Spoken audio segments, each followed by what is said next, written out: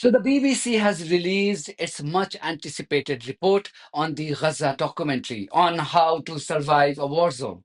As expected, the public broadcaster, funded by our tax money called the license fee, has found editorial flaws in the broadcast of the documentary, which was fronted by a 13-year-old child. But the findings of the report on this documentary and BBC CEO's all staff email on the decision to not broadcast the second documentary capturing the Israeli barbarism against doctors in Gaza show the utter editorial dishonesty by those running this public funded organization. This also shows that the current BBC leadership can go to any extent to protect Israeli war criminals and make sure that they are never projected in poor light globally. Now let's look at these two developments in greater detail. So, the so-called investigation by Peter Johnston found breaches of BBC's own editorial guidelines. A BBC documentary about Gaza breached editorial guidelines on accuracy by failing to disclose that the narrator was the son of a Hamas official. Now, we are just hearing this from a review that was commissioned by the BBC, by the corporation, and by the Director General, Tim Davie. The review has found that the independent production company, Hoyo Films, does bear most of the responsibility for the failure. However, it does also say that the BBC also bears some responsibility and criticised the BBC team for not being sufficiently proactive with initial editorial checks and for a lack of critical oversight of unanswered or partially answered questions. But the review does say it has seen no evidence to support the suggestion that the narrator's father or family influenced the content of the programme in any way, and also points out that the narrator, a 14-year-old boy, his scripted contribution to the programme did not constitute a breach of due impartiality. So we're just getting this report in at the moment that has been commissioned by the Director General. So the problem was not the content of the documentary. The problem for the BBC was that a child who was fronting the documentary was a son of a Hamas official who had a non-military role in the local government in Gaza. This was enough for the BBC to remove the documentary from all its platforms. Have you ever seen such nimble-footedness from this rogue media organization when it received thousands of complaints from the license fee-paying public on the disgusting biases shown by its presenters and reporters during the last 22 months of coverage on the Gaza genocide? But because this documentary showed the Israeli war criminals in poor light, this was simply unacceptable for the bosses of this rogue media organization.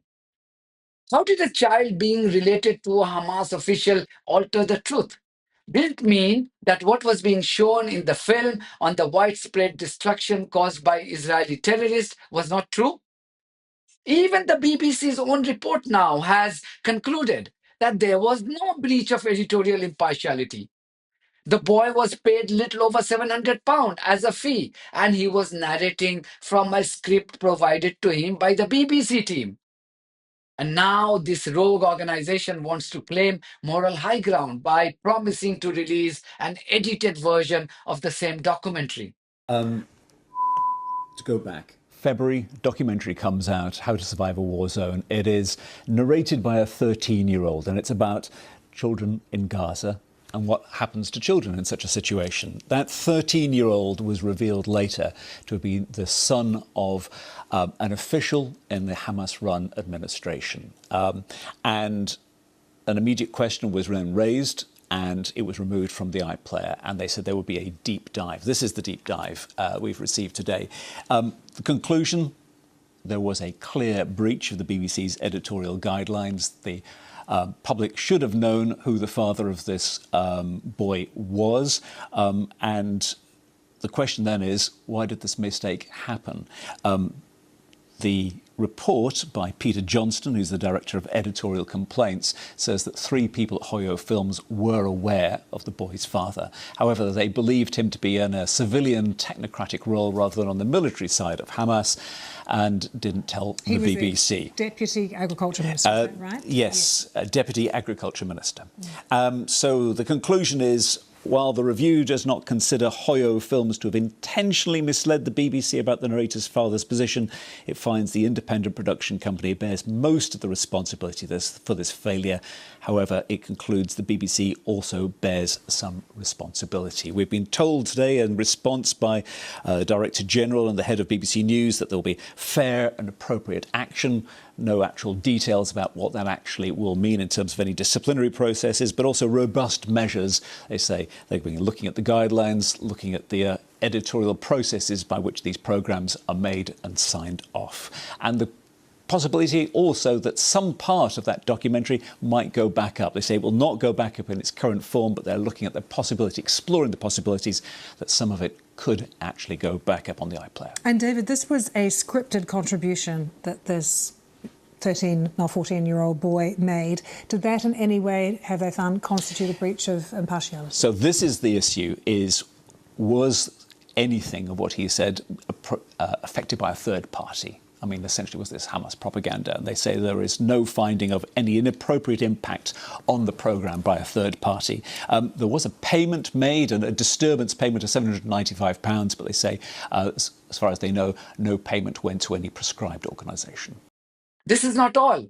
You remember that the BBC also refused to run another documentary on the condition of medical workers in Gaza and how Israel had systematically targeted and slaughtered them in the last 22 months? The documentary produced by Basement Films was scheduled to be broadcast by the BBC in February this year. But this rogue organization decided to delay the broadcast for months before deciding to cancel the plan altogether. Today, this woman called Deborah Turness, who is the CEO of BBC News and Current Affairs, has written an all-staff email shedding crocodile tears. She has now found a new excuse to justify the pro-Israeli biases by the BBC. She wrote, and I quote, "For completeness, we believe the documentary Gaza Doctors Under Attack was public interest journalism, which should be shown, and we tried very hard to find ways to tell the doctor's stories on our platforms. However, following comments from the narrator on the Today program calling Israel a rogue state that's committing war crimes and ethnic cleansing and mass murdering Palestinians, it was impossible for us to broadcast the material without risking our impartiality." End quote. But Basement Films has rightly exposed the lies of Deborah Turness by highlighting her false claims. It wrote on Twitter, and I quote, "Deborah and other executives delayed the film in February, shelved it in March, then decided it could not run in late April. From early May, they were negotiating its release back to us from BBC News weeks before any appearances on BBC Radio 4, as they said it could and would not run in the form you saw it on Channel 4. BBC News decided they were only going to run 3 one-minute clips of the film on their platforms, a film they all lauded as vital public interest journalism, and their lawyers approved. The film was never going to run on BBC News, and we were given multiple and sometimes contradictory reasons for this. The only consistent theme for us being a paralyzing atmosphere of fear around Gaza." End quote. So for 5 months, as I said, the BBC kept on delaying the broadcast and in the end found a comment made by the narrator of this documentary to justify its decision to shield Israeli war criminals. That's what it is, isn't it? Both these documentaries were damning for Israeli terrorists. So what does the BBC do?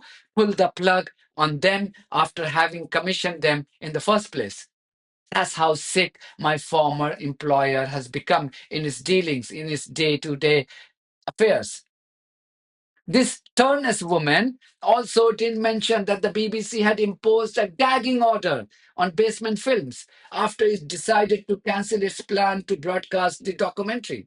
According to the makers of this documentary, the BBC inserted ruthless clauses in its releasing order, whereby neither Basement Films nor any third party, which is Channel 4 in this case, could issue any disparaging statements about the BBC and or do not suggest or imply that any version of the program A was authorized or approved by the BBC or B would not be broadcast or published by the BBC. Now you know the editorial dishonesty that I spoke about right in the beginning of this video. The BBC doesn't need a documentary to capture the brutalities of Israeli terrorists. It just has to be honest to its editorial guidelines and media ethics, and it would be broadcasting the truth every day. Even as I speak, Israeli terrorists have massacred a group of children who had gathered to collect water. Yes, they had gathered to collect water from a tanker. Can you imagine the level of barbarism? These terrorists kill children by first luring them to collect food, and now they are slaughtering them while they gather to collect water. Even Israeli terrorists have now confessed to their crimes, calling it a technical error. Does the BBC have the courage to ask Israeli terrorists how one slaughters a group of children and babies through a technical error? And what about the role of the Ofcom, the media watchdog in the UK? This too has turned into an utterly compromised organization. For 22 months, Ofcom was silent and looked the other way when license fee payers complained about the BBC's pro-Israeli biases. It said that viewers needed to first complain to the BBC. But as soon as a rapper made Death to the IDF chants, it swung into action and used the harshest language to criticize the BBC.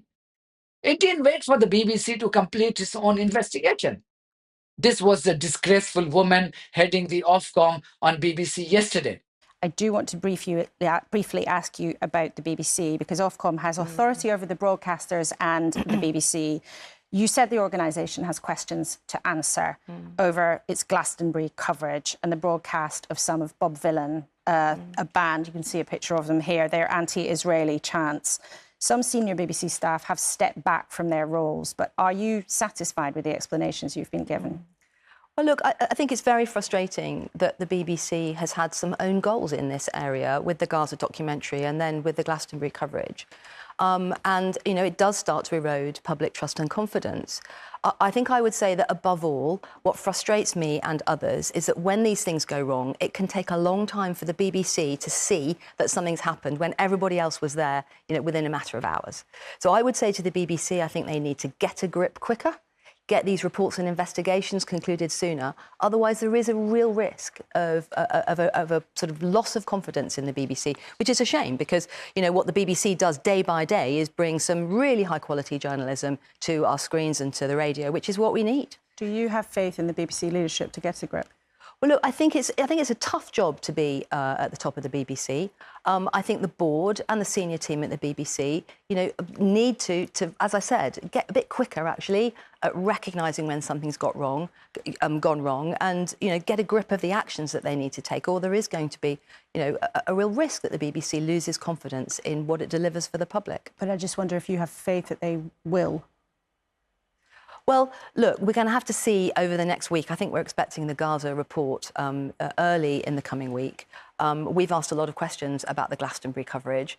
The BBC's got a lot on its plate that it needs to address.